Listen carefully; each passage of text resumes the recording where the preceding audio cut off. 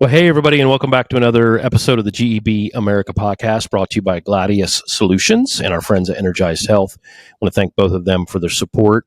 And I want to thank you, the listeners and the viewers, those on YouTube, pray.com, and, of course, Spotify and Apple, wherever you like to watch or listen to the podcast. I want to have a really great welcome today for our special guest. I've known this guy for a really long time, and he is doing an incredible ministry that is just really touching the lives of so many people, and he's here to talk about that, and he and his wife have created the House of Resurrection. We want to welcome Blaine Bartel to the podcast today. Blaine, thank you for being with us.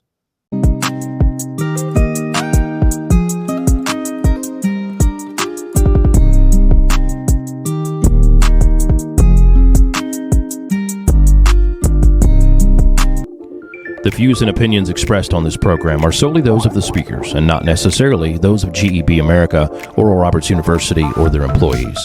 This program is not intended to offer investment, financial, medical, legal, or any other advice. Viewers should consult a subject matter professional regarding any such matters.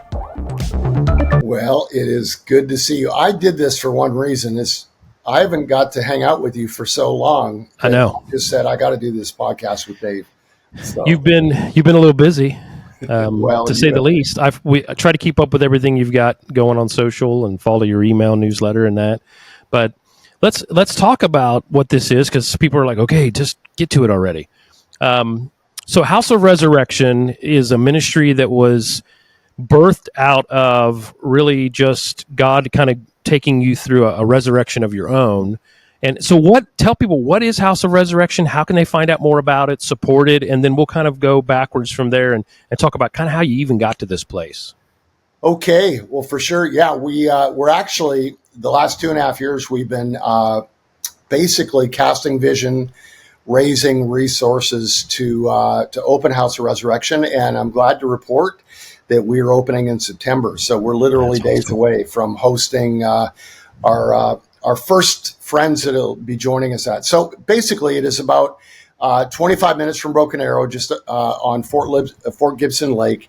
It is a house of ministry and healing for men and for ministers and marriages that are in crisis. And in crisis because of sexual brokenness, sexual infidelity, pornography, and such. And so we've just zeroed in on that need in the church today, and it is a great need. And I've been coaching with my wife for the last 7 years, men and marriages and ministers, privately, online, through a number of different avenues. And we just saw the need to be able to have a space where they can just land and be in a beautiful, beautiful space, and we can spend 3, 4, 5, whatever number of days we need to help them find healing and get on a pathway to freedom through Jesus. So this kind of came from the coaching, right? You were meeting with ministers and with pastors and those that, they knew they needed to find a place of healing and some confession and that sort of thing. So how did that start? Did you just have somebody ask you, or through a friend network? How did that kind of begin? Well, it really goes back to my own resurrection out of sexual brokenness and addiction. I was a pornography addict for 20 plus years. And that actually led to me making horrible decisions in my marriage, acting outside of my marriage in various ways. And as a result, I mean, the consequences, Dave, were lost everything. 15 years ago, lost my marriage, lost, obviously, ministry and my church, and really stepped out of, not out of the church, but out of the ministry forever. I never really planned to return. And I just felt like I'd completely disqualified myself, and in many ways I had. So I was just working, just doing regular work, just like in the marketplace, and doing jobs like that. And I had a missionary who was kind of shepherding about 20 churches in Haiti, and he asked me to help him just on some of his development and to spend a couple days with him. And so we just met in a office, and I was helping him with his programming and development. And he said, Blaine, after the second day, he said, I feel like I can trust you with something. And I said, well, sure. And he said, I was abused when I was a child, sexually. I have, because of that, I have terrible impulses and inclinations towards sexual infidelity. Wow. And he says, I haven't crossed any major lines, but I've begun to cross some lines. Wow. And I need help. And I've never trusted anyone until you. And he said, I trust you because you have your own story and you shared it with me. And so that was the beginning of realizing that God was going to take all of my pain and use it for his glory in some way. And I was able to get him help and get him into counseling, and he found freedom and life and joy. And so a step at a time after that, my wife Lori and I just began to open ourselves up to helping marriages and helping men. And so in the last 7 years since we began this resurrection campaign, if you will, we've helped over 2,000 men that have gone through our programming and our 8-week freedom course. We've been able to see over 100 ministers, pastors, worship leaders, youth pastors restored out of sexual brokenness. And like I said, in the last 3 years, we've built House of Resurrection, which is $1 million facility, debt-free, because of the help of partners and churches who believe in what we're doing. So we are just super blessed to be a small part of helping to stem this crisis of infidelity, brokenness, and pornography that is kind of a stealth agent in the church right now. Yeah. Real quick before we go any further, what is the website and any handles on social media or anyway? How can people find out more? Yeah, I think we have two websites. One is for our coaching ministry, and that's blainebartel.com. If you just search Blaine Bartel on the web, you'll find it. And then House of Resurrection specifically is just houseofresurrection.life. And but again, if you search either one of those names, you'll find it on Google pretty quick. Well, for our listeners, those of you who might be driving or commuting, in the show notes, have those down there for you, and you can click on those for sure. So let's go a little deeper. Let's talk about, to the average listener that's out there, maybe another man, and he's like, man, sounds a little bit like my struggles. What would you say to him? Because, there's shame, you don't want anybody to know things. Maybe you're struggling with this. Maybe you have some abuse from your past. What would you say, to that guy that's listening? Yeah, well, first of all, I get it. I mean, the reason I lived in 20 plus years of secrets is because it was shameful, and you don't want to tell anybody, and you're afraid if you tell somebody, somehow, you're going to lose everything. And so you just fight it single-handedly. And that's what I was doing, just trying to fight it on my own. So I would tell guys today, listen, find somebody you trust, that you have confidence in, that you believe in, that believes in you, and just tell them your story. Tell them what your struggle is, and they can get you help. The good news is right now, there are more men, and I might add even in the ministry, more men and more ministers today that are finally getting honest with this area. And listen, 90% plus of men have viewed pornography at some point in their life. It doesn't mean they look at it all the time, but it is out there. Dave, you may not realize this because you're a little bit younger than me, but when I was a young person in the 70s, you couldn't find porn. I mean, porn was not accessible in the 70s for a teenager. There might be the odd kid whose father had it in his bedroom, but today, I mean, you literally just pick this up, and you've got millions and millions and millions of videos and pictures and access. And our kids are getting it, when they're in their teens, and some as young as 10 and 11 years old. And the guys that I'm coaching today, Dave, they're in their 30s, a lot of them, and they've been addicted to pornography since they were 13, 14, 15. And so I would just say, guys, reach out to somebody. And certainly I'm one of those guys that has made myself available. I mean, I literally every single week, I have dozens of men, pastors, that just come to our website, send me an email or fill out a form, and we help them. I have a Thursday night online platform. It's called The Collective. And every Thursday night, we have 15 to 30 guys that just get on. It's anonymous. There's a confidentiality agreement that everyone commits to. And we just go to work together. And there's no shame.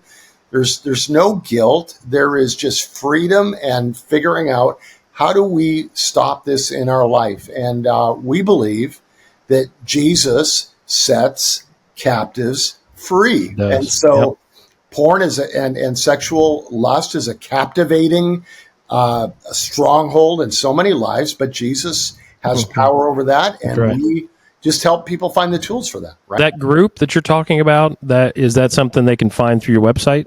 Absolutely. Yeah, if they just go to blainebartel.com and they'll look at the top bar and you'll find the collective. Great.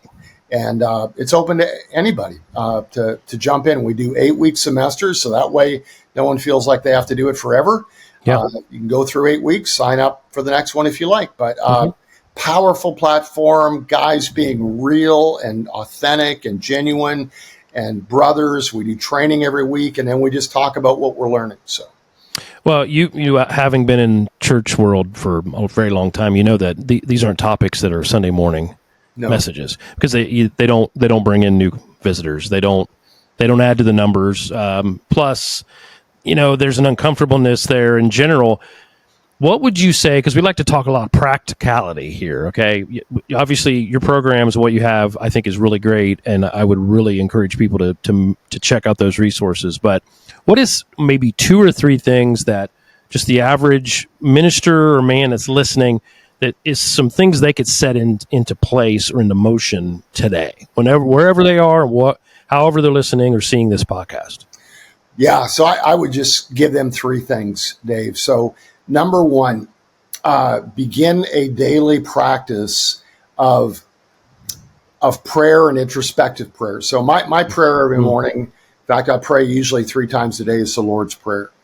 And I pray it very deliberately, very slowly. And I pray it because it sees us, it kind of inspects us, it shapes us into the kind of believers and Christians we want to be. And then it also safeguards us, deliver us from evil. So I just encourage men, get a practice that is deliberate, that is consistent, that is daily, that isn't too long, that just sets your heart up and sets your soul up every morning. Okay, so that's number 1, whatever that looks like.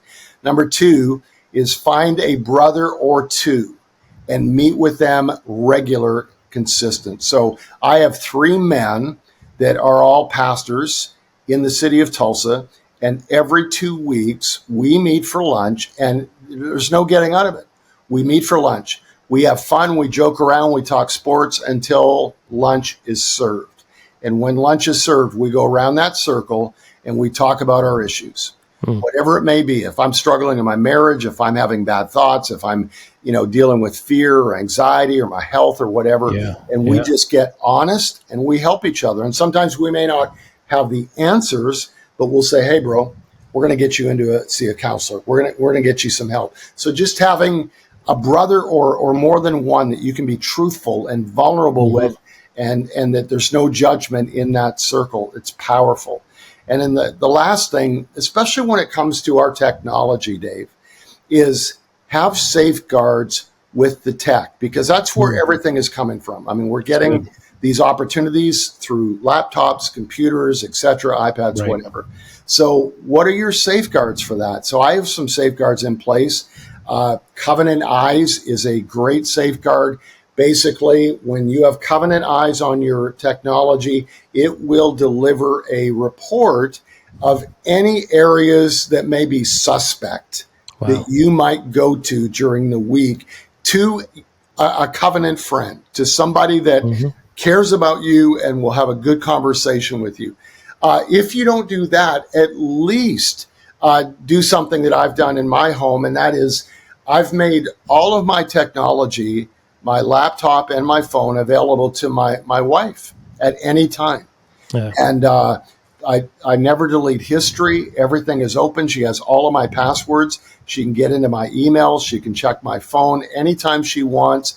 And there's no defense, Pick it up anytime, honey. In fact, many times I'll say, hey, hon, I'm running down to Quick Trip or whatever. I'm going to leave my phone. And she knows what that means. She knows that that is her opportunity, if she wants to just glance through my phone. So that makes me feel safe, knowing that my wife's in covenant with me on my technology. It also makes her feel safe. So those are three, I think, really simple, practical things that I think could help us. But the last one would be, listen, if it's a real struggle, get a counselor in your life. Get a counselor in your life. Find somebody that is professional, that knows what they're doing, that can help to, create a pathway. Right. Right. That's good. And I think, with a lot of the tech, there are ways that you can monitor and you can block and set up things to really help when it comes to tech. Because, as parents, we do that with, safeguards on our TVs and that kind of thing. The kids can't access certain things without a code, because I don't even want them seeing the grid, and some of the titles of some of the programs that are out there that are obviously, they're subscription based. We don't subscribe pay-per-view, but they're right there. And you can set those up to be behind a safeguard code, and it actually just says, it blocks it. It doesn't tell you what it is. Yes. Parentally controlled. And so that's the kind of things you can do.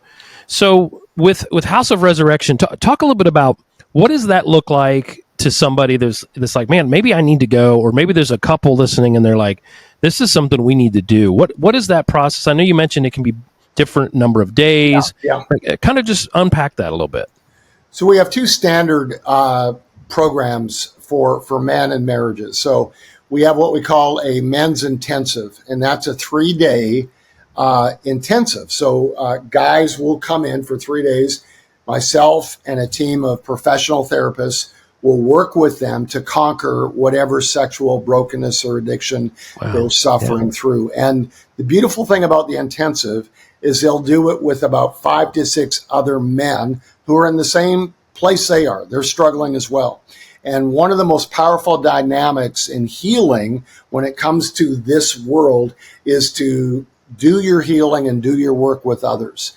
I would say, as I came out of my broken world 15 years ago, my group gatherings, my work with other men was the most powerful thing that I did, just to know that I wasn't alone. I'm learning from them, they're learning from me, and we're learning together. So that's a 3-day intensive. It's a powerful, powerful time. And then we do the same thing with marriages, where we'll bring 3 to 4 couples in at a time. So there's really good intentionality and intimacy, where they don't feel like, they're one of 50 or 60 couples at a conference, but we're really working with their situations, with the struggles that they're engaging in, talking about communication, talking about if they're challenged in maybe their sexual life, talking about if there's been betrayal, how healing can come.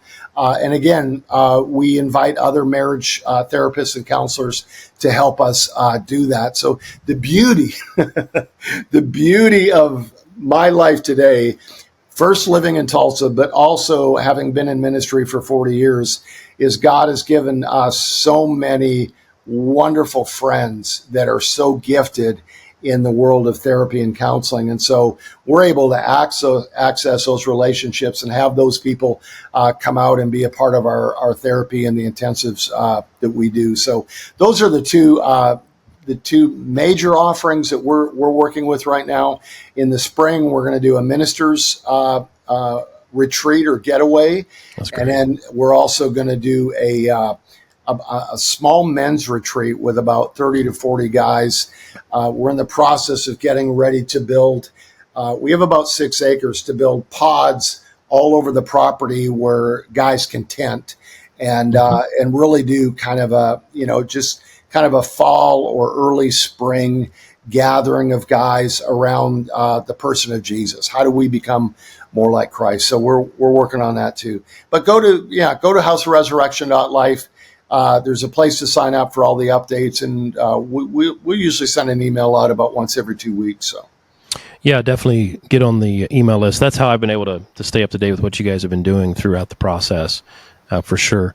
In the last couple minutes we have left, I did want to ask you this question, and that is to the women that might be listening, to the ladies, their husband, their boyfriend, maybe a pastor's wife, and they hear this and they either A, want their husband to listen to this, or I don't know if he's going to. I'd love to be able to say, here, go to this because I know, or I'm suspicious of some things. What would you say to them? Yeah, it's a tough thing. I would say half of the guys that I meet with are coming for that reason, that their wife or spouse, found something on their phone or on their laptop or in their text messages, and they just got busted, right? And the wife was just like, "What are you doing? And how could you do this to me?" And I would encourage any spouse in that position to tell your husband, you've got to get help. Don't settle for, well, I'll do better, because they want to do better. They probably are sincere, but we don't just kind of do better. We have to figure out, what are the roots in my soul that have been driving me to this impulse? What are the things that I'm trying to escape from, that I need healing in my life for? That's what good therapy and good ministry will do, will be not just deal with the behavior, but what is the heart root? What are the issues in your life that are causing this to be an option for you? So I just encourage the spouses, like, say, you've got to get help. And I don't care where it is, whether it's a church or a counselor or with Blaine Bartel or whoever, but you've got to get help. And it's hard to be compassionate in those moments because you're angry and you feel betrayed and he chose something over you. But as much as God can give you grace to have compassion, just know this, that I would say 99% of the guys that I talk to, it had nothing to do with whether they loved their wife or not. It wasn't like my wife is awful or she's not satisfying me. It was just a temptation in their life that was lust that they should have run from, and somehow they let. And so if you're a spouse, just know that I guarantee your husband 99% of the time loves you, wants to do the right thing. So show him as much grace and compassion as you can, but do not allow him to just say, well, I'll get better. He's got to get help. Yeah. And I think sometimes that, especially those that maybe have a little bit of an addictive personality, maybe there's been things that they've kind of gone from. I've seen this with people that I've been close to over the years that, they're really, and sometimes it's really good stuff, they're just really into mountain biking. And then they move into something not so healthy, but they have to have something that and that is due to some things on the inside of them that drives them to just go all in on something, good or bad. And, and that's where, as a wife or a pastor's wife or whoever, it's good to say, hey, there's some resources here. It doesn't have to be something that is surrounded with shame. Let's, get this fixed, because I think the stigma of, how many people we know that have gone through rehab for alcoholism, I have a number of friends, I have family back home that have gone to those things. And people don't look at it the same way. They're like, yeah, he had a drinking problem and, he's doing better and he's this many years sober. This is the one that is a little more difficult, to say the least. Yeah, it is, because it involves other people oftentimes, and it's such a secret, dark place. So there's a lot of shame attached to it. So yeah, it's one of the hardest things for a man to do is confess to this kind of past. We just launched another 8-week program at a local church here in Tulsa. So we do 8 weeks in a row, and the first night is confession night. So we had 40 guys there, and I shared my story, my disclosure, the things that I had to be honest with in my life. And then I said, all right, guys, we're going to get into, about 7 or 8 groups, and you get to share your story. and you get to make your confession to brothers that believe in you and love you and are going to help you through this. And as they got into their groups and they went around the circle, you could just see there wasn't a guy that began to share without tears coming down his eyes at the same time. Great, big, burly, truck driving men who are just in tears because they've held that secret for decades. And finally, for the first time, they're getting honest. And that's where healing begins. We confess our sins to God and he forgives us. But then it says we confess to one another so that we can have the prayer of healing prayed in our life. And God can begin to heal that brokenness, not just forgive it, right? So powerful stuff. Confession is the beginning. I want to encourage the ministers and the pastors that are listening that if you have been maybe touched by this and that this would be powerful, is reach out to Blaine on his website about, I know you do speaking engagements and, traveling and going. I think that would be great to just see more ministers that open up and have these men's related, because we've all been to the men's, and I like going to men's events, but it's usually throwing axes and, eating barbecue, and there's nothing wrong with that, but it's usually pretty surface. It's a lot of, hey, let's do better for our kids and our wives of being a good husband or a good dad. And this is obviously paramount for sure.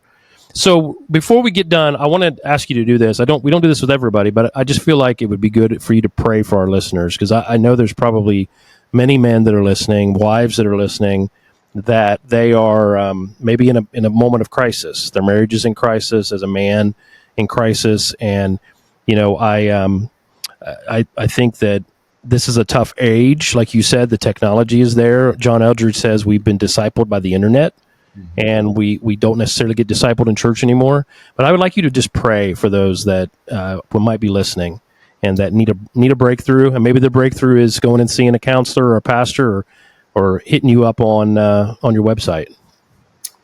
Right on, Dave.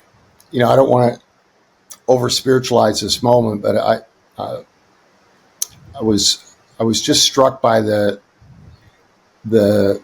notion that there's at least one man, but probably more, watching this right now, that not only are fighting this in their secret world and really ashamed of it and want help, desperately want help, but they also need to do it for their kids. That right now they don't know how they would have a conversation with their boy or their teenager about this, because if they can't win the battle, how are they going to help their kids? And I feel for you. I know what that's like. I was in that position.